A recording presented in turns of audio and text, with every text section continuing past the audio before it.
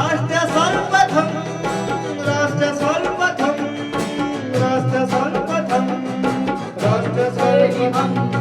राष्ट्र सर्वप्रथम की बात ललित सुमन के साथ कार्यक्रम में आपका स्वागत है। केंद्रीय स्वास्थ्य मंत्री मनसुख मंडाविया ने मंगलवार को आवश्यक दवाओं की राष्ट्रीय सूची 2022 का शुभारंभ किया।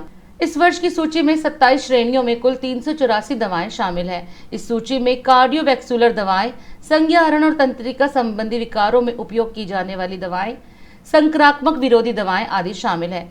दवाओं में nicotine replacement therapy, oral rehydration salt, paracetamol, ribavirin, streptomycin, lorazepam और इवरमेक्टिन शामिल है। इसके अलावा NLEM 2015 से 26 दवाएं हटा दी गई हैं। आवश्यक दवाओं से मतलब है कि जो अधिकांश आबादी की प्राथमिक स्वास्थ्य देखभाल आवश्यकताओं को पूरी करती है। केंद्रीय स्वास्थ्य मंत्री मनसुख मंडाविया ने कहा कि आवश्यक दवाओं की राष्ट्रीय सूची में दवाएं सस्ती कीमत पर और सुनिश्चित गुणवत्ता के साथ उपलब्ध होनी चाहिए और कहा कि भारत प्रगति और समृद्धि की नई ऊंचाइयों को तभी प्राप्त कर सकता है जब उसके नागरिक स्वस्थ हों। National list of essential medicine 2015 के बाद 2022 में वो अपडेट होके आपके सामने आया है। ये समग्र प्रक्रिया बहुत लेंदी प्रक्रिया होती है और जब मेरे सामने प्रेजेंटेशन हो रहा था और कमिटी ने मेरे सामने प्रेजेंटेशन रखते वक्त बताया, क्योंकि ये सारा कार्य एक इंडिपेंडेंट कमिटी के द्वारा होता है, गुप्ता जी उसको हेड करते हैं और उन्होंने मुझे जिस दिन प्रेजेंटेशन दिया था और बताया था, एक लंबा कंसल्टेशन हुआ, 350 से अधिक लोगों, एक्सपर्ट लोगों के साथ बातचीत हुई, 140 बार उन्होंने कंसल्टेशन किया और तब जाके ये लिस्ट तैयार हुआ 384 मेडिसिन। वो मेडिसिन कौन सी मेडिसिन है? ये 384 मेडिसिन जो ली गई है वो जो देश में एक्सेसिबिलिटी, अफोर्डेबिलिटी और सेफ्टी तीनों को आने वाले दिनों में देश के स्वास्थ्य सेक्टर में एश्योर करेगी। ऑनरेबल प्रधानमंत्री जी ने कई बार कहा है कि देश की जनता को सस्ती दवाएं मिलनी चाहिए, सभी को दवाएं मिलनी चाहिए, जहां चाहिए जब चाहिए तब दवाएं मिलनी चाहिए। एश्योर करने के लिए एसेंशियल मेडिसिन लिस्ट बहुत उपयोगी होगा। ये लिस्ट आज पब्लिश हो रहा है, उसके आधार पर नेशनल फार्मा प्राइसिंग अथॉरिटी उसकी सीलिंग प्राइस तय करेगी और ये भी सीलिंग प्राइस के आधार पर उसमें एक व्यवस्था होती है कि जो NLEM लिस्ट में आ गई मेडिसिन उसकी प्राइस कोई कंपनी अपने हिसाब से नहीं बढ़ा सकती है, लेकिन प्रति वर्ष WPI wholesale price index plus minus होता है, उसके आधार पर उसकी प्राइस प्लस माइनस होती है, यानी कि कोई मेडिसिन की प्राइस अनरीजनेबल बढ़ नहीं सकती, ताकि गरीब मध्यम वर्ग सभी के लिए एफोर्डेबल मेडिसिन उपलब्ध हो सके। और इसलिए NLEM का लिस्ट ये बहुत महत्वपूर्ण होता है। मुझे खुशी है कि एक कमेटी ने बहुत विस्तृत विचार विमर्श करके ये लिस्ट तैयार किया है। 384 मेडिसिन है, यानी कि मैं मानता हूं कि 1000 एबव उसका फॉर्मुलेशन होंगे। ये सारा फॉर्मुलेशन की प्राइस अभी रिवाइज होगी ताकि मेडिसिन सभी को सस्ती मिले और आने वाले दिनों में देश में हेल्थ केयर सिस्टम को स्ट्रॉन्ग करने के लिए, हेल्थ को एक्सेसिबल और अफोर्डेबल करने के लिए जो प्रधानमंत्री जी ने कई पहलू पर काम किया है, जैसे जन औषधि केंद्र है, सस्ती मेडिसिन मिल रही है, आयुष्मान भारत योजना है, उसमें 5 लाख तक का हेल्थ कवरेज मिलता है, हर गांव 5-6 हजार पॉपुलेशन पर एक हेल्थ एंड वेलनेस सेंटर के आधार पर 15 से अधिक टाइप के डिसीज का वहां ही अपने घर के नजदीक सरकार के द्वारा उसको ट्रीटमेंट उपलब्ध हो जाए, ऐसी व्यवस्थाएं हो। सबके लिए मेडिसिन चाहिए और मेडिसिन सस्ती हो तो स्वाभाविक तौर पर हेल्थ के पर जो बर्डन है, खर्च है नागरिक के पर, ऑटोमेटिक उसका पॉकेट खर्च भी कम होगा और देश को फायदा भी होगा। इस दृष्टि से NLEM लिस्ट आज आपके सामने रखा है। देश को और मरीजों को उसका अवश्य फायदा हो। मंगलवार को उत्तर प्रदेश के मुख्यमंत्री व गौरक्ष पीठाधीश्वर योगी आदित्यनाथ ने युग पुरुष ब्रह्मलीन महंत दिग्विजयनाथ की 53वीं तथा राष्ट्रसंत ब्रह्मलीन महंत अवैधनाथ की 8वीं पुण्यतिथि के उपलक्ष्य में आयोजित साप्ताहिक श्रद्धांजलि समारोह में भाग लिया। इस अवसर पर मुख्यमंत्री योगी आदित्यनाथ ने कहा कि सृष्टि, प्रकृति, पूर्वजों तथा विरासत के प्रति कृतज्ञता का भाव सनातन धर्म संस्कृति की पहली विशेषता है। सनातन हिंदू धर्म संस्कृति में यही कृतज्ञता का भाव हमें निरंतर आगे बढ़ने की नई प्रेरणा प्रदान करता है। महंत दिग्विजयनाथ जी महाराज की 53वीं पुण्यतिथि पर महाराणा प्रताप शिक्षा परिषद और गोरक्षपीठ की ओर से पूज्य संतों की ओर से उन्हें विनम्र श्रद्धांजलि यहाँ पर अर्पित की गई। विगत एक सप्ताह से एक कार्यक्रम यहाँ पर चल रहे हैं। प्रातःकालीन सत्र में देश और समाज से जुड़ी हुई ज्वलंत समस्याओं को लेकर के एक समसामयिक संगोष्ठी का आयोजन विगत एक सप्ताह से यहाँ पर निरंतर चल रही थी और अपराह्न में यहाँ पर ज्ञान यज्ञ के रूप में श्री राम कथा का आयोजन का श्रवण करने का आनंद यहाँ के श्रद्धालु जनों को भी प्राप्त हो रहा है। आज सायंकालीन सत्र में साप्ताहिक श्री राम कथा ज्ञान यज्ञ का विराम भी होगा। विभिन्न जिन समसामयिक विषयों को लेकर के, जिन बातों को लेकर के महंत दिग्विजयनाथ जी महाराज ने, महंत अवैधनाथ जी महाराज ने, गोरक्षपीठ के पूज्य संतों ने अपना पूरा जीवन जिया था, उनका अनुसरण करते हुए देश, समाज और लोक कल्याण के उन प्रकल्पों को आगे बढ़ाते हुए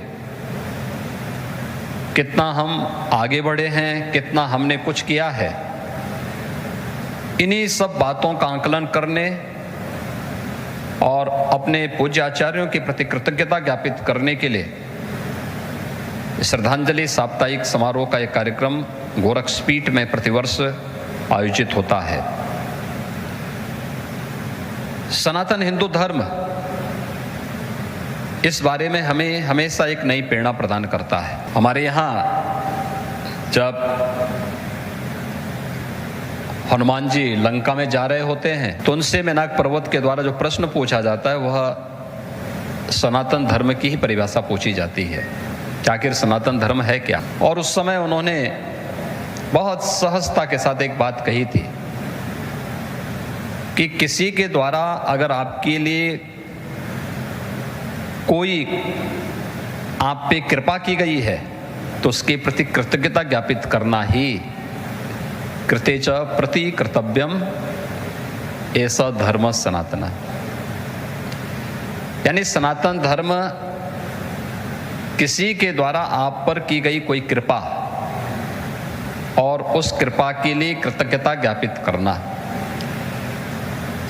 यह सनातन धर्म का पहला लक्षण प्रत्येक सनातन धर्मावलंबी बहुत अच्छी तरीके से जानता है, समझता है। कोई जीव, कोई जंतु इस सृष्टि चक्र का, क्योंकि जीवन चक्र केवल मनुष्य से नहीं चलता है,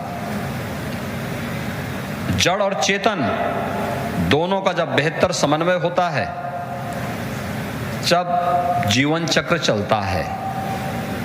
जीवन चक्र को भी चलाने के लिए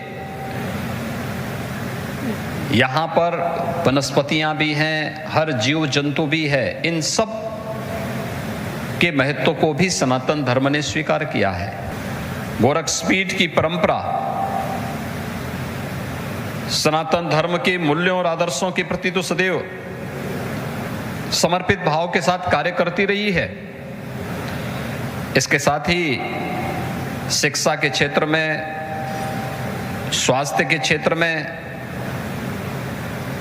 सेवा के विभिन्न प्रकल्पों को साथ में लेकर के लोक कल्याण के इन कार्यक्रमों के साथ निरंतर जुड़ी रही है। महंत 1857 के प्रथम स्वातंत्र समर के समय गोरक्षपीठ में महंत गोपाल नाथ जी गोरक्षपीठाधीश्वर हुआ करते थे। ब्रिटिशर ने उन्हें इसलिए गिरफ्तार किया क्योंकि प्रथम स्वातंत्र समर में जो क्रांतिकारी यहाँ पर देश की आजादी के लिए उस समय नेतृत्व प्रदान कर रहे थे, महंत गोपाल नाथ जी पे आरोप लगा कि ये उन क्रांतिकारियों को प्रश्रय देते हैं। उससे भी पहले जब भी आवश्यकता पड़ी, हमारे पूज्य संतों की परंपरा ने, वे किसी भी मत पंथ संप्रदाय से जुड़े हुए हों, पूरे देश के अंदर सनातन धर्म की रक्षा करने के लिए हमेशा बढ़ चढ़ करके भाग लिया। देश के अंदर अखाड़ों की परंपरा इसी बात का प्रतिनिधित्व करती है। महंत दिग्विजय नाथ जी महाराज ने गोरक्षपीठ का ये स्वरूप दिया। उन्होंने महाराणा प्रताप शिक्षा परिषद की स्थापना करने में अपनी महती भूमिका का निर्वहन किया। तो आज उनकी प्रति कृतज्ञता ज्ञापित करते हुए गोरक्षपीठ और महाराणा प्रताप शिक्षा परिषद उनकी पुण्य स्मृति को प्रतिवर्ष इसी उत्साह और उमंग के साथ आयोजित करते हुए उनके प्रति कृतज्ञता ज्ञापित करती है।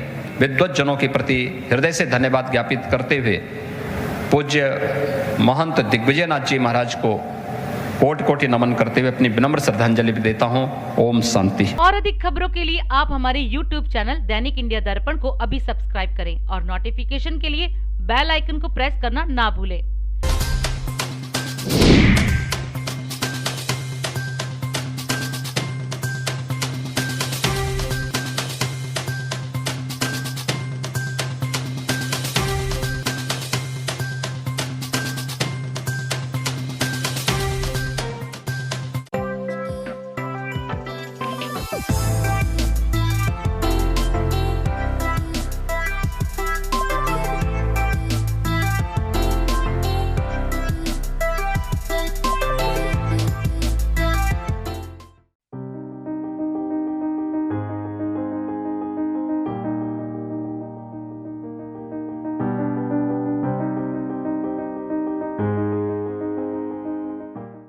केंद्रीय उद्योग एवं वाणिज्य मंत्री पीयूष गोयल की अध्यक्षता में मंगलवार को दिल्ली में उच्च स्तरीय व्यापार बोर्ड की बैठक हुई। बैठक में राज्य सरकारों के साथ निर्यात प्रतिस्पर्धा बढ़ाने और दूरस्थ क्षेत्रों के उत्पादों को बढ़ाने के मुद्दे पर चर्चा की गई। इस बैठक में केंद्रीय मंत्री Piyush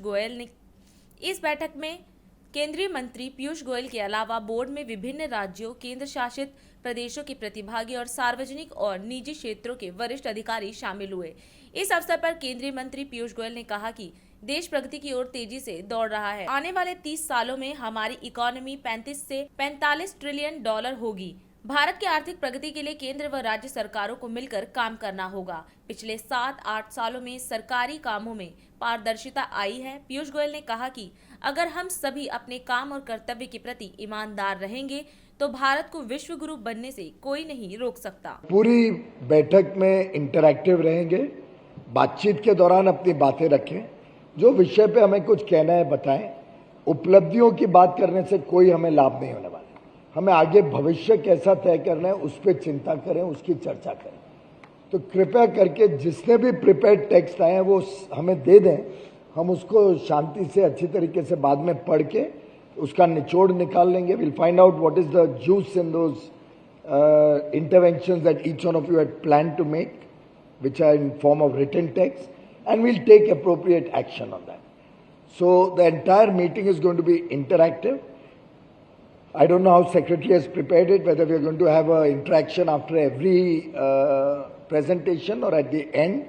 It's at the end. If it is at the end, kindly make your notes on every presentation, whatever is of interest to you, whatever you want to highlight or speak about. तो कृपया करके सभी के लिए apply करेगा. No prepared text at all. बाकी बहुत सारी बातें माननीय सोम प्रकाश जी और माननीय अनुप्रिया जी ने कही हैं।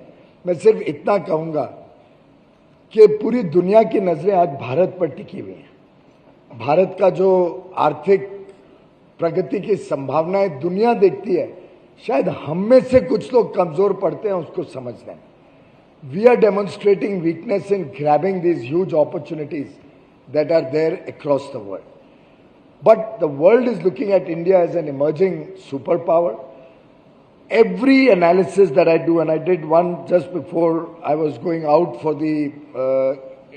the Indo-Pacific Economic Framework meeting, even on a business as usual case, कि हम जो इतने सालों तक चलते आ रहे हैं वही आगे चले भी, तो भी हमारी इकोनॉमी 30 से 32-33 ट्रिलियन डॉलर की 2050 तक हो जाएगी, 2050-52 तक। अगले 30 वर्षों में कुछ बिना कुछ करे अपने आप से हमारे देश की अर्थव्यवस्था 10 गुनी हो जाएगी। और अगर आपको पीछे देखना है तो 1992 से 2022 आप 30 वर्ष का कार्यकाल अगर देखें तो भारत की इकोनॉमी 11 गुनी बढ़ी इस 30 वर्षों। पिछले कुछ वर्षों में जिस प्रकार से आर्थिक सुधार, जिस प्रकार से फाउंडेशनल ट्रांसफॉर्मेशन करने की कोशिश की गई है, मुझे लगता है अब देश तेज प्रगति की तरफ दौड़ने के लिए तैयार है। और अगर CII की भी अभी हाल में ही रिपोर्ट आई, उसके भी मद्देनजर उसको भी देखते हैं अगर, या थोड़ा बहुत तो हमने भी आत्मविश्वास दिखाना चाहिए, हमने भी थोड़ा उत्साह अगर सबने सामूहिक रूप से दिखाया तो आने वाले 30 सालों में हमारी इकोनॉमी 35 से 45 ट्रिलियन डॉलर के बीच किधर भी हो सकती है। और ये होता है अगर हम 9% पे ग्रो करते हैं, 8% पे 10 गुना, 9 यानी 32 ट्रिलियन के करीब 9% अगर ग्रोथ हो जाते हैं तो 35 से 45 ट्रिलियन के आसपास हो जाती है। और अगर हम 10% पे ग्रो करें, जो मेरा मानना है व्यक्तिगत रूप में और मेरे ख्याल से मेरे सभी सहयोगियों का मानना है कि 10% इस देश के लिए असंभव नहीं है, rather it's not daunting also, it's quite doable. और अगर हम 10% पे ग्रो करते हैं तो हर 7 वर्ष में, 7-7.5 वर्षों में हम डबल होते जाएंगे और फिर इकोनॉमी 45 से 50 ट्रिलियन तक जा सकती है। ये अलग अलग सिनेरियोज हम सबके सामने हैं। अब ये तभी संभव है जब केंद्र और राज्य सरकारें और हमारे नीचे जो लोकल बॉडीज हैं वो सब मिलके काम करें। पर आर्थिक प्रगति और आर्थिक क्षेत्र में हम सभी मिलके कोशिश करें देश कैसे समृद्ध बने। I think that should be our collective endeavour. किस प्रकार से हम एक्सपोर्ट को मुक्त रखें टैक्सेस से, एक्सपोर्ट के ऊपर बोझा ना डालें टैक्सेस का, क्योंकि आखिर अंतर्राष्ट्रीय बाजार में ज्यादा टैक्सेस हुए या लोकल टैक्सेस को कीमत में ऐड कर दिया तो हमारी चीजें अनकम्पेटिटिव हो जाएंगी। ऐसे ही भारत में भी अगर हम सोचें तो जितना हम कम टैक्स रखेंगे उतना टैक्स कलेक्शन भी बढ़ता है, ईमानदार व्यवस्थाएं भी लागू होती है, लोगों को ईमानदार व्यवस्थाओं के लिए प्रोत्साहन मिलता है और ओवरऑल टैक्स कलेक्शन हो सकता है 1-2 साल का थोड़ा गैप पड़ जाए, पर overall tax collection always lower tax के ऊपर ज्यादा होता है। आखिर माननीय प्रधानमंत्री जी ने जो 15 अगस्त को कहा, इस देश को अब सबका प्रयास के साथ साथ सबके कर्तव्य के तरफ भी चिंता करनी है। और अगर हम सब, चाहे सरकार में कोई मंत्री हो, कोई अधिकारी हो या निजी क्षेत्र की प्राइवेट सेक्टर की कंपनियां और एसोसिएशन हो, हम सबका अपना अपना दायित्व बनता है, हम सबके अपने अपने कर्तव्य निर्धारित हैं। और अगर हम सबने मिलकर उस प्रकार से कर्तव्य भाव से अपना अपना काम किया तो कोई ताकत दुनिया के इस देश को विश्वगुरु बनने से, एक सुपर पावर बनने से और विश्व की बड़ी अर्थव्यवस्था बनने से रोक नहीं सकती। गुजरात में आगामी चुनाव से पहले सियासी सरगर्मियां तेज हो गई हैं। आम आदमी पार्टी के नेता गुजरात में लगातार दौरा कर रहे हैं। इसी क्रम में मंगलवार को आम आदमी पार्टी के राष्ट्रीय संयोजक व दिल्ली के मुख्यमंत्री अरविंद केजरीवाल गुजरात दौरे पर पहुंचे। यहां मुख्यमंत्री अरविंद केजरीवाल ने कहा कि अगर इस बार गुजरात में आम आदमी पार्टी की सरकार बनती है तो राज्य को भ्रष्टाचार और भय से मुक्त करेंगे। सीएम केजरीवाल ने आगे कहा कि मैं पिछले कई महीनों से गुजरात में घूम रहा हूं, जनता से मिल रहा हूं। सब कह रहे हैं कि गुजरात में बहुत ज्यादा भ्रष्टाचार है, सरकारी दफ्तर में बिना पैसे के काम नहीं होता है, नीचे से ऊपर तक घोटाले के आरोप लगते हैं। इस दौरान मुख्यमंत्री केजरीवाल ने गुजरात के लोगों से 5 वादे भी किए। आज हम गारंटी देते हैं कि आम आदमी पार्टी की सरकार बनेगी तो भ्रष्टाचार मुक्त और भय मुक्त शासन देंगे गुजरात को। इसमें मोटे मोटे 5 पॉइंट मैं बताना चाहता हूं। 5 पॉइंट। पहली चीज, हमारा सीएम, हमारा कोई भी मंत्री, हमारा कोई भी एमएलए, हमारा या किसी और पार्टी का भी, हमारा कोई भी एमपी या किसी और पार्टी का या कोई भी ऑफिसर किसी को भ्रष्टाचार नहीं करने देंगे। मजाल जो कोई भ्रष्टाचार कर पाएगा।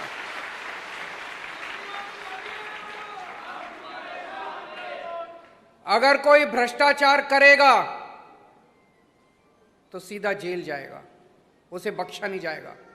हमारे वाला हुआ उसको भी जेल भेजेंगे, छोड़ेंगे नहीं। चाहे हमारा हो, चाहे उनका हो, चाहे किसी पार्टी का हो, चाहे किसी पक्ष का हो, अगर कोई भ्रष्टाचार करेगा, कोई मंत्री, कोई अफसर, कोई सीएम, कोई भ्रष्टाचार करेगा, उसे बख्शा नहीं जाएगा। पंजाब में अभी करके दिखाया, हमारे अपने मंत्री ने कुछ ऊंच नीच की, उसको सीधा जेल भेजा।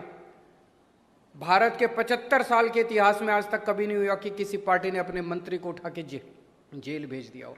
एक एक पैसा, सरकार का एक एक पैसा जो आप लोग टैक्स देते हो, एक एक पैसा सरकार का जनता के ऊपर खर्च किया जाएगा।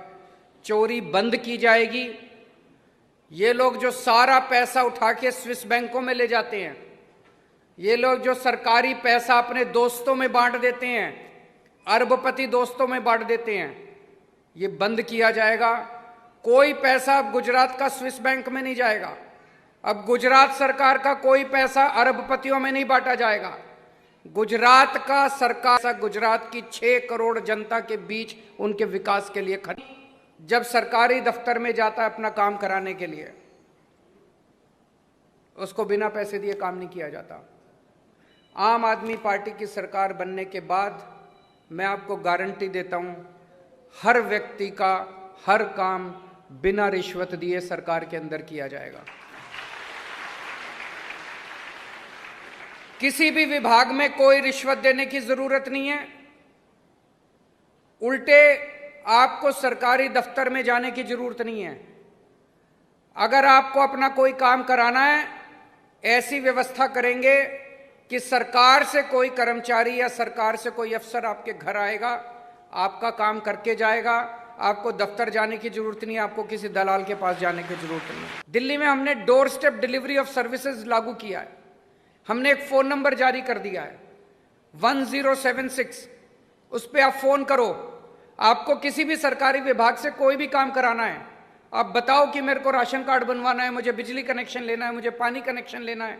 सरकार से कोई आदमी आपके घर आता है, आपसे टाइम पूछते हैं कितने बजे आपका काम करने के लिए आए। आप जो टाइम बताते हो उतने बजे आपके घर आता है सरकार से कोई आदमी, और आपके घर आके आपका काम करके जाता है। आपको कोई जो दिल्ली के अंदर किया वही गुजरात के अंदर भी लागू करेंगे। तीसरी बात, जितने नेताओं के, मंत्रियों के, बड़े बड़े लोगों के काले धंधे चल रहे हैं गुजरात के अंदर, जितने इन एमएलए के, चाहे किसी भी पार्टी का एमएलए, जितने काले धंधे चल रहे हैं, सारे काले धंधे बंद किए जाएंगे गुजरात के अंदर। आप लोग देख रहे हो जहरीली शराब बिक रही है, किसकी है? इनके माँ बाप तो इन्हीं पार्टियों में बैठे हैं, इसको बंद किया जाएगा। आप लोग देख रहे हो नशा बिक रहा है खूब जम के, नशा खूब इंपोर्ट हो रहा है, कौन कर रहा है?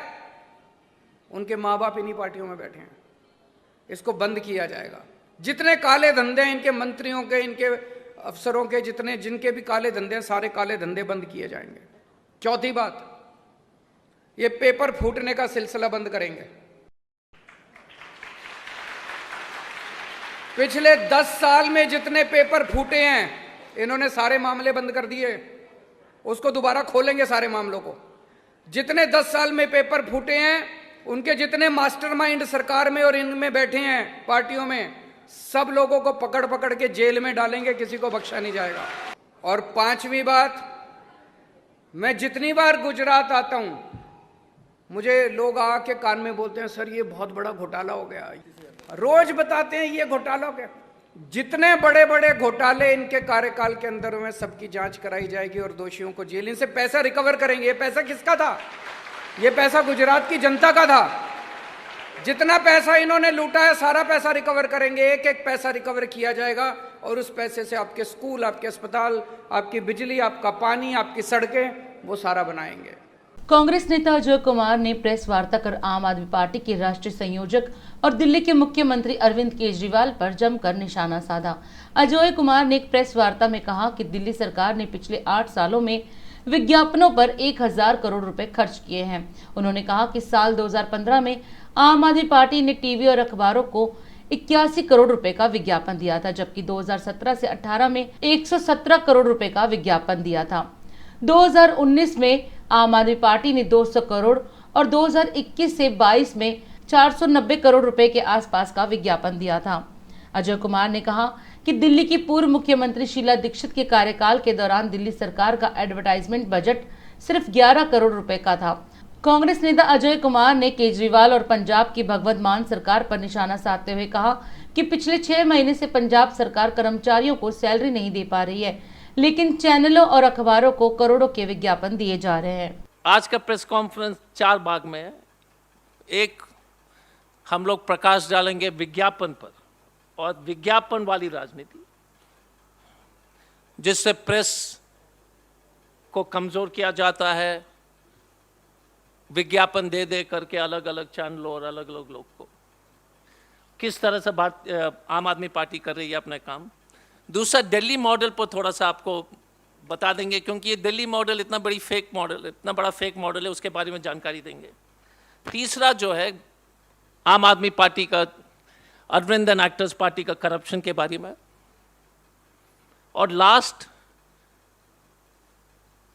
खास जनता की लाइफस्टाइल के बारे में, कि 2015 आम आदमी पार्टी ने 81 करोड़ जो है विज्ञापन के माध्यम से अलग अलग अखबार और टीवी चैनल को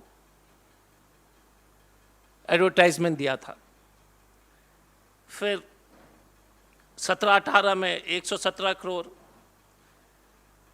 19 में 200 करोड़, 21-22 में 490 करोड़ के आसपास। शीला दीक्षित जी के समय दिल्ली सरकार के एडवर्टाइजमेंट बजट 11 करोड़ थी और पिछले 60 दिन में पंजाब सरकार तनख्वाह दे नहीं पा रही है, लेकिन टीवी चैनल के मालिक लोग खुश हैं, खासतौर से गुजरात में, कि अभी तक भगवंत मान जी ने 36 करोड़ रुपए खर्च कर दिए 2 महीने में गुजरात में अखबार और टीवी चैनल को देकर के।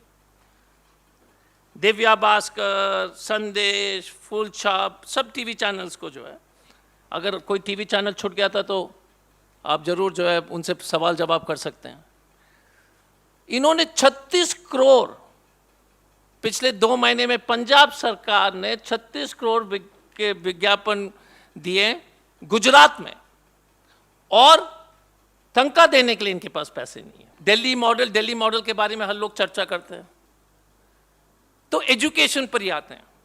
अगर इतनी बढ़िया एजुकेशन मॉडल था तो प्राइवेट स्कूल में बच्चे की संख्या क्यों बढ़ रही है? सरकारी स्कूल से छोड़ करके सिर्फ कोविड के समय मजबूरी में बच्चे लोग वापस सरकारी स्कूल में गए, जैसे कोविड खत्म हुआ फिर वापस जो है प्राइवेट स्कूल में चले। शीला दीक्षित जी के समय में 12वीं क्लास के पास का जो परसेंटेज 90% थी, ये सो कॉल्ड दिल्ली मॉडल में 81% गिर के आ गई है। बिना विज्ञापन वाली शीला दीक्षित वाली सरकार 11 करोड़, और अभी तक आम आदमी पार्टी ने 1000 करोड़ के आसपास खर्च, अपने 8 साल में 1000 करोड़ के आसपास खर्च कर चुके हैं। इस साल इन्होंने 490 करोड़ के आसपास इन्होंने विज्ञापन में जो है खर्चे दिखाए। अब दिल्ली का लिकर पॉलिसी के बारे में मैं बताना चाहूंगा किस तरह का करप्शन है। पहले अब जो है नया लिकर पॉलिसी जो वापस ली गई है उसमें 100% प्राइवेट को दिया गया था अरविंद केजरीवाल द्वारा। पहले 60% प्राइवेट के हाथों में था और 40% सरकार के हाथ में। पहले किसी को भी अगर टेंडर लेना था तो उसके लिए डिपॉजिट जो है सिर्फ 25 लाख थी। अरविंद केजरीवाल ने उसको 5 करोड़ कर दिया। ना आप पूछेगा क्यों? ताकि जितने भी छोटे मोटे लोग हटा करके इनके जो 12-13 लोग इस देश में हैं जो 5 करोड़ का जो है डिपॉजिट दे सकते हैं उनका सेटिंग हो जाए। कि एक 350 रुपए के दारू के बोतल में करीब 223 रुपए जो है टैक्स में सरकार को मिलती थी। अब महान अरविंद केजरीवाल ने उस टैक्स को 1 रुपए 90 पैसे कर दिया है। ये पहले व्यक्ति है जो 223 रुपए सरकार को जो tax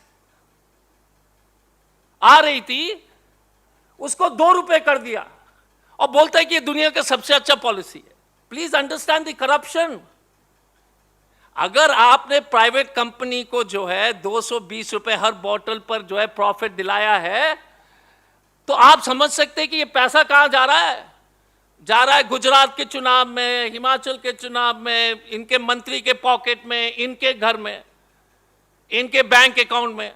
mister Kejriwal who is जो कट्टर भ्रष्टाचारी, कट्टर ईमानदारी बोलते हैं अपने आप को, ये कट्टर भ्रष्टाचारी हैं।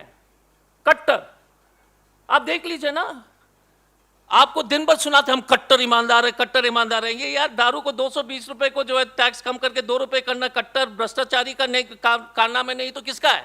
तो हमारे कुछ सवाल है अरविंद केजरीवाल से। पहला सवाल, क्या आप पंजाब के सरकार द्वारा आप गुजरात में एडवर्टाइजमेंट दे रहे हो कि नहीं? पहला सवाल। आपने 36 करोड़ एडवर्टाइजमेंट पंजाब के सरकार के माध्यम से गुजरात में दिया कि नहीं? आपके पास पंजाब का 2 करोड़ वाली गाड़ी है कि नहीं? आपने 20 करोड़ अपने घर के रेनोवेशन में खर्च किए कि नहीं? आपने हर प्राइवेट विजिट में 45 लाख प्राइवेट जेट में पंजाब सरकार द्वारा खर्च करवाते कि नहीं? बीजेपी आप भाई भाई धोखा दिए और खाइए मलाई। धन्यवाद। और अधिक खबरों के लिए आप हमारे YouTube चैनल दैनिक इंडिया दर्पण को अभी सब्सक्राइब करें और नोटिफिकेशन के लिए बेल आइकन को प्रेस करना ना भूलें। बिहार के मुख्यमंत्री नीतीश कुमार की अध्यक्षता में मंगलवार को राज्य कैबिनेट की बैठक हुई। इसमें कुल 19 प्रस्तावों पर मोहर लगी। बिहार की नीतीश सरकार ने बेरोजगार युवाओं के लिए अहम फैसला लिया है। नीतीश कैबिनेट ने राज्य के विश्वविद्यालय और मेडिकल कॉलेजों में 1176 पदों के सृजन की मंजूरी दी है। इसके अलावा पॉक्सो स्पेशल कोर्ट में एडीजे के 54 नए पदों पर भी भर्ती की जाएगी। बिहार कैबिनेट बैठक में युवाओं और किसानों पर खास ध्यान रहा। मंत्रिमंडल की बैठक के बाद कैबिनेट के अपर मुख्य सचिव एस सिद्धार्थ ने जानकारी देते हुए बताया कि पुलिस निर्माण निगम में 6 पद, विश्वविद्यालयों में 459 पद, पूर्णिया मेडिकल कॉलेज में 423 पद, विकलांग अस्पताल में 67 पद समेत कुल 1176 पद सृजित किए गए हैं। आज मंत्रिपरिषद ने 19 एजेंडाओं पर निर्णय हुए।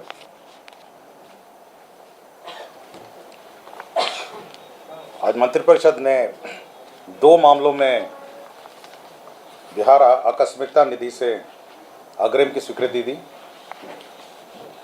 पहला मामला जो अभी मानसून सूखे और अल्पवृष्टि की स्थिति है और सुखाड़ है, उसमें आपको याद होगा कि कुछ दिन पहले 29 करोड़ 95 लाख के BCF जो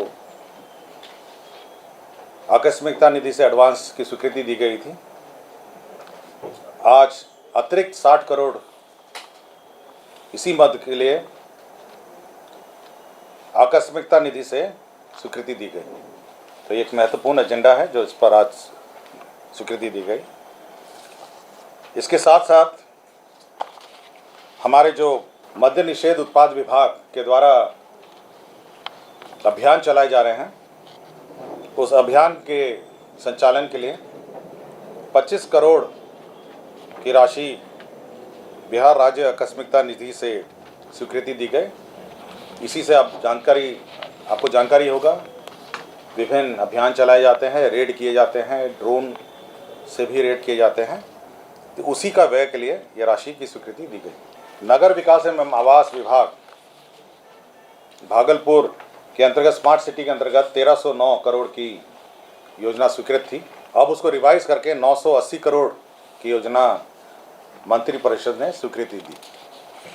इसमें कुछ कंपोनेंट थे जो पीपीपी कंपोनेंट थे और अन्य प्राइवेट सेक्टर पार्टनर्स थे, उसको हटा दिए गए हैं और जो मूल जो योजना पूर्व में स्वीकृत थी उसी के आलोक में यह स्वीकृति दी गई। Bihar state power transmission company limited के अंतर्गत ग्रिड सब स्टेशन में जो एबीटी मीटर्स हैं, अवेलेबिलिटी बेस्ड टैरिफ है, जो एबीटी मीटर्स हैं जो हर ग्रिड पे लगते हैं, उसके लगाने की स्वीकृति दी गई। उसमें 72 करोड़ 50 लाख की राशि व्यय होगी। यह मंत्रिपरिषद ने इसकी स्वीकृति दी। इसके अतिरिक्त बहुत सारे पद आज सृजित हुए विभिन्न विभागों में, और मैं सभी जिन जिन विभागों में पद सृजन हुआ है मैं पढ़ के सुना देता हूँ। पहला तो है गृह विभाग के अंतर्गत बिहार पुलिस भवन निर्माण निगम और के अंतर्गत गोदाम चौकीदार के 20 पद प्रत्यार्पित करते हुए सहायक अभियंता विद्युत के 6 पद के सृजन किया गया था। तो ये एक जो बिहार पुलिस भवन निर्माण निगम है जो विभिन्न हमारे पुलिस इंफ्रास्ट्रक्चर का निर्माण करता है और विभिन्न पुलिस इंफ्रास्ट्रक्चर का मेंटेनेंस करता है, उसके अंतर्गत ये 6 पद की स्वीकृति दी गई। इसके साथ साथ शिक्षा विभाग में पाटलिपुत्रा विश्वविद्यालय पटना, मुंगेर विश्वविद्यालय मुंगेर, पूर्णिया विश्वविद्यालय पूर्णिया और पटना विश्वविद्यालय पटना में सहायक प्राध्यापक, सह प्राध्यापक, प्राध्यापक के 370 पद और शिक्षकेतर कर्मी के 89 और कुल 459 पद 459 पदों का सृजन किया गया। तो ये यूनिवर्सिटीज़ में ये पद क्रिएट किए गए। इसके साथ साथ वीर कुंवर सिंह विश्वविद्यालय आरा अंतर्गत प्राचीन भारतीय इतिहास, एंशिएंट इंडियन हिस्ट्री एवं एशियाई अध्ययन विषय में स्नातकोत्तर विभाग के लिए शिक्षकों के 6 पद और शिक्षक कर्मियों के लिए 6 पद अर्थात 12 पदों के सृजन की स्वीकृति दी गई। तो यूनिवर्सिटीज़ में पद आज स्वीकृत किए गए। राज्य में सरकारी चिकित्सा महाविद्यालय के इंटर्न हैं जिनको पहले 15,000 रुपये प्रतिमाह मिलता था, जो बढ़ के अब 20,000 हो गया है। पटना दंत महाविद्यालय में इंटर्न्स हैं जिनको पहले 15,000 मिलता था, अभी बढ़ के 20,000 हो गया है। आयुर्वेदिक, यूनानी एवं होम्योपैथी के इंटर्न्स हैं जिनको 15,000 मिलता था, ये बढ़ के 20,000 हो गया है। और फिजियोथेरेपी एवं ऑक्यूपेशनल थेरेपी इंटर्न्स हैं इनको 11,000 मिलता था, अभी 15,000 मिलता है। राज्य सरकार द्वारा आप जानते होंगे कि बिहार ग्रामीण जीविका पार्जन प्रोत्साहन समिति के माध्यम से 2006-07 में जीविका योजना राज्य में चलाई गई थी और उसके बाद NRM के अंतर्गत आजीविका मिशन शुरू की गई थी 2011-12 में। इसका नामकरण फिर कालांतर में दीनदयाल अंत्योदय योजना राष्ट्रीय ग्रामीण आजीविका मिशन के रूप में किया गया था। आज मंत्रिपरिषद ने 2022-23 से लेकर 2025-26 तक का जो कार्य योजना है, जो राशि है 60-40 है, 60% भारत सरकार की राशि है और 40% राज्य सरकार की राशि है। तो 15,326 करोड़ 80 लाख की योजना स्वीकृत की गई है। तो आज ये सब एजेंडा पे मंत्रिपरिषद की स्वीकृति दी गई। दिल्ली पर्यावरण मंत्री गोपाल राय ने मंगलवार को एक प्रेस वार्ता कर कहा कि दिल्ली सरकार पौधारोपण अभियान का दूसरा चरण 15 अक्टूबर से शुरू करने जा रही है। प्रेस वार्ता में गोपाल राय ने बताया कि सरकार ने इस साल 35 लाख पौधे लगाने का लक्ष्य रखा है, जिसमें 33 लाख से ज्यादा पौधे पहले ही लगाए जा चुके हैं। इसलिए हमने इस लक्ष्य को बढ़ाकर 42 लाख करने का फैसला किया है। ये पहली बार है जब पौधारोपण अभियान के तहत पौधे लगाने का लक्ष्य बढ़ाया जा रहा है। गोपाल राय ने कहा कि दूसरा चरण मार्च के अंत तक चलेगा। उन्होंने कहा कि इस चरण में यमुना के बाढ़ वाले मैदानी इलाकों में पौधे लगाने पर ध्यान केंद्रित किया जाएगा। जैसा कि आप जानते हैं, दिल्ली के अंदर बढ़ते प्रदूषण को नियंत्रित करने के लिए दिल्ली सरकार की तरफ से विंटर एक्शन प्लान तैयार किया जा रहा है। विंटर एक्शन प्लान के लिए अलग अलग विभागों को 15 सूत्री कार्यक्रम पर अपनी रिपोर्ट सबमिट करने के लिए पिछली 5 तारीख की मीटिंग में हमने निर्देश दिए थे। उन सभी डिपार्टमेंट्स की तरफ से तैयारियां चल रही हैं। कई डिपार्टमेंट्स के रिपोर्ट आए भी हैं। 16 तारीख को पुनः ज्वाइंट मीटिंग सभी विभागों की विंटर एक्शन प्लान को कंपाइल करने के लिए रखा गया है। इस 15 सूत्री जो विंटर एक्शन प्लान है उसमें से एक महत्वपूर्ण बिंदु है ट्री प्लांटेशन। जैसा मैंने पहले आप सब लोगों को बताया था कि दिल्ली के ग्रीन बेल्ट को, हरित क्षेत्र को बढ़ाने के लिए दिल्ली सरकार के मुख्यमंत्री माननीय अरविंद केजरीवाल जी ने अपने चुनाव के समय अपने गारंटी कार्ड में ये ऐलान किया था कि दिल्ली के अंदर हम 5 साल में 2 करोड़ पौधे लगाएंगे। उसके तहत युद्ध स्तर पे दिल्ली के अलग अलग एजेंसियों के साथ मिलकर के अलग अलग क्षेत्रों में वृक्षारोपण का अभियान लगातार चल रहा है। इस साल दिल्ली के अंदर हमने 35 लाख पौधे लगाने का और वितरित करने का लक्ष्य रखा था। हमें इस बात की खुशी है कि मार्च तक जो लक्ष्य पूरा करना था,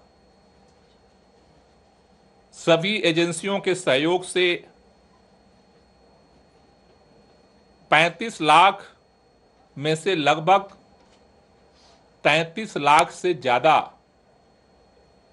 पौधे दिल्ली के अंदर इस साल लगाए जा चुके हैं। हर साल जो लक्ष्य हम मार्च तक पूरा करते थे, इस बार आज की तारीख में 96% हमने अपने लक्ष्य को पूरा कर लिया है। जो इस साल 35 लाख पौधे दिल्ली में लगाने का लक्ष्य था, अब उसे बढ़ा करके मार्च तक के लिए 42 लाख किया जा रहा है। अभी तक जो पौधे लगे हैं उसमें जिन प्रमुख विभागों ने महत्वपूर्ण भूमिका अदा की है, उसमें वन विभाग ने 7,94,000 पौधे लगाए, डीडीए ने 5,59,000 पौधे लगाए, एमसीडी ने 2,95,000, शिक्षा विभाग ने 2,03,000, पीडब्ल्यूडी ने 3,20,000, वन विभाग ने और हार्टिकल्चर ने 5 लाख पौधों का जो फ्री डिस्ट्रीब्यूशन अलग अलग नर्सरी के माध्यम से किया है।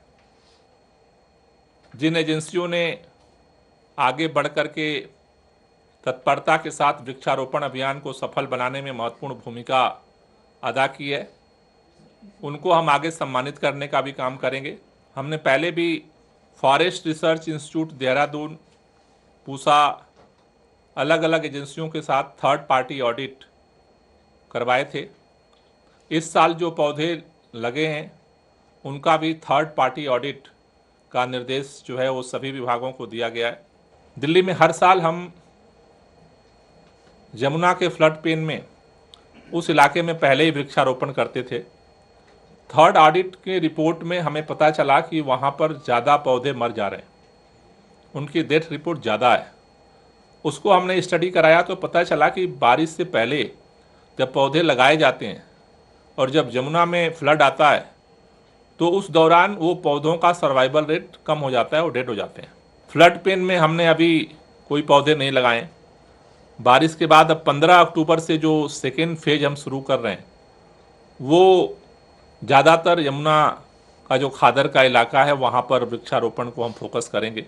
15 अक्टूबर से शुरू होने वाले द्वितीय चरण में इसी उत्साह के साथ सभी लोग अगर मिल कर के सहयोग के साथ काम करते हैं तो इस बार दिल्ली के अंदर पहली बार हो रहा है कि अपने वार्षिक लक्ष्य को बढ़ाया जा रहा है।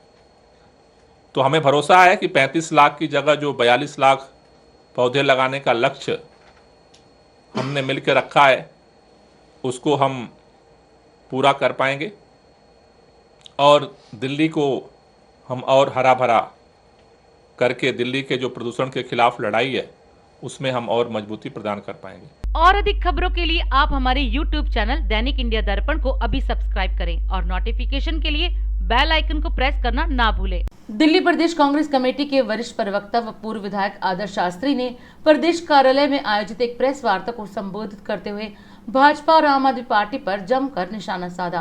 कांग्रेस नेता आदर्श शास्त्री ने कहा कि दिल्ली में नई आबकारी नीति में हुए भ्रष्टाचार के दोषी मनीष सिसोदिया को बचाने के लिए भाजपा और आम आदमी पार्टी एजेंसियों का दुरुपयोग करके ध्यान भटकाने का काम कर रही है, क्योंकि शराब घोटाले को लेकर कांग्रेस पार्टी के दिल्ली प्रदेश अध्यक्ष अनिल कुमार चौधरी ने सबूतों के साथ दिल्ली पुलिस आयुक्त के समक्ष पेश किया था।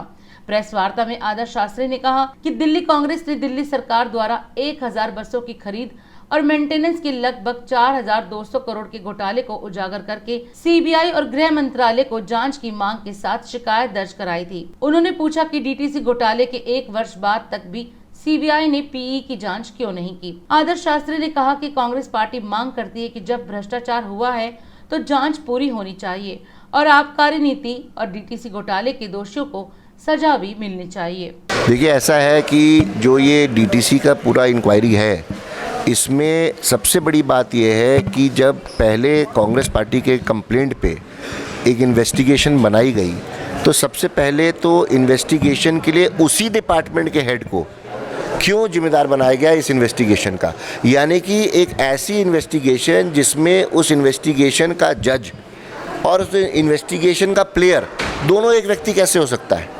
निष्पक्ष जांच कैसे हो सकती है, उस बात पे कोई भी अरविंद केजरीवाल की सरकार का या एलजी महोदय का जवाब नहीं है। सबसे पहले इससे ये बात साफ होती है कि भारतीय जनता पार्टी और अरविंद केजरीवाल आपस में ही मिलके खेल रहे हैं। दूसरी बात ये, जब जांच हुई भी तो पूरी तरह से डिटेल जांच क्यों नहीं हुई, केवल सरसरी तौर पे 4-5 मामलों को लेकर कि कितने बसों की ज़रूरत है, कितनी बस होनी चाहिए, क्या इलेक्ट्रिक बस होनी चाहिए, क्या सीएनजी होनी चाहिए, क्या लो फ्लोर होनी चाहिए, इस तरह के मामले की जांच कर रहे हैं।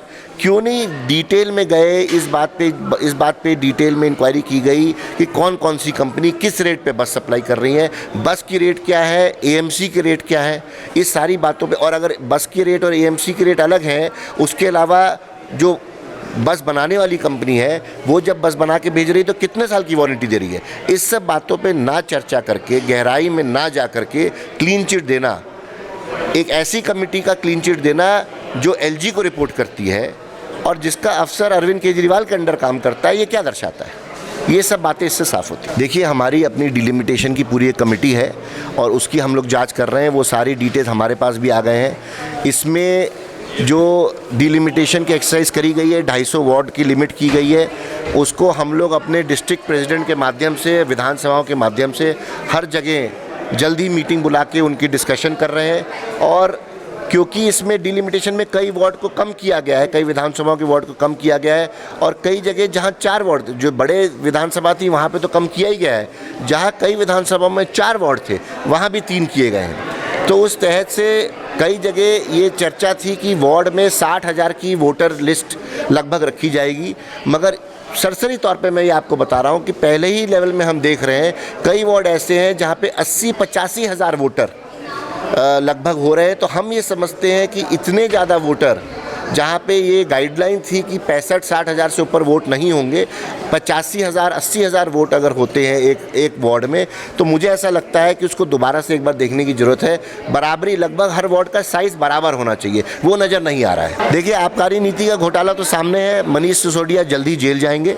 जिस तरह से भ्रष्ट और बेईमान रूप से उन्होंने दिल्ली की जनता में राशन छोड़, इलाज छोड़, स्कूल छोड़, हर घर में शराब पहुंचाने का काम किया है, उनका जेल जाना तय है। किस तरह से भारतीय जनता पार्टी उसमें मिली है, ये भी बात सामने आती है कि ऐसी कंपनी को मनीष सिसोदिया लाइसेंस दे रहे हैं जो कंपनी भारतीय जनता पार्टी को चंदा दे रही है 2 करोड़ रुपए का।